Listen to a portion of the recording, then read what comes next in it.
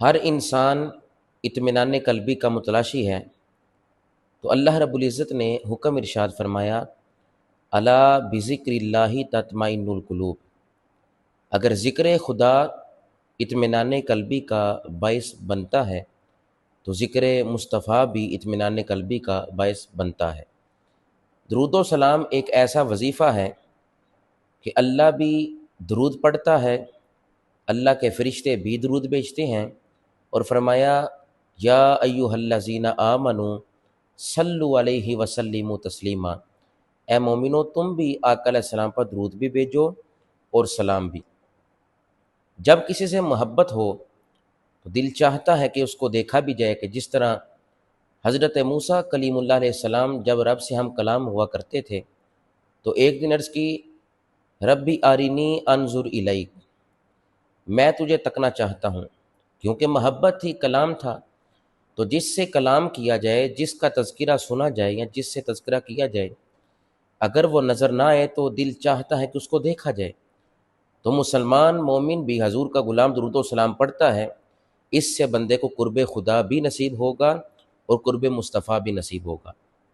درود و سلام پڑھنا فرض بھی ہے، واجب بھی ہے، سنت بھی ہے اور مستحب بھی ہے۔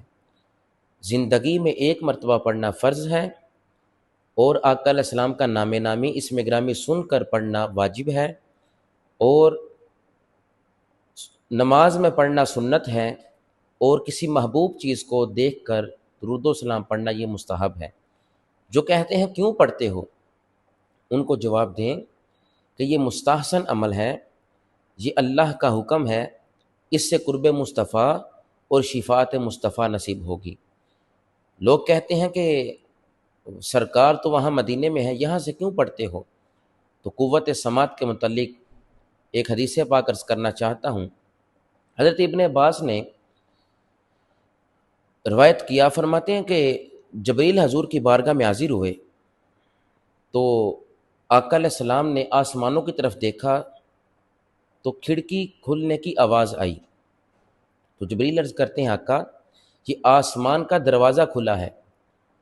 میں یہ کہتا ہوں کہ جو نبی زمین پر رہ کر آسمان پر دروازہ کھلے اس کی آواز سن سکتا ہے، وہ مدینہ شریف میں غلاموں کا درود و سلام بھی سن سکتا ہے۔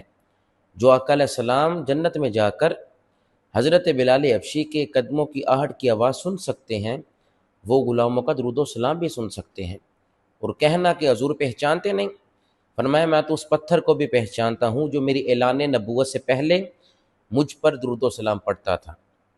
اور اگر ساتھ یہ بھی مسئلہ واضح کر دوں کہ آج لوگ کہتے ہیں کہ حضور تو زندہ ہی نہیں ہے، اللہ حضرت اس لیے فرماتے ہیں تو زندہ ہے واللہ، تو زندہ ہے واللہ میری چشم عالم سے چھپ جانے والے۔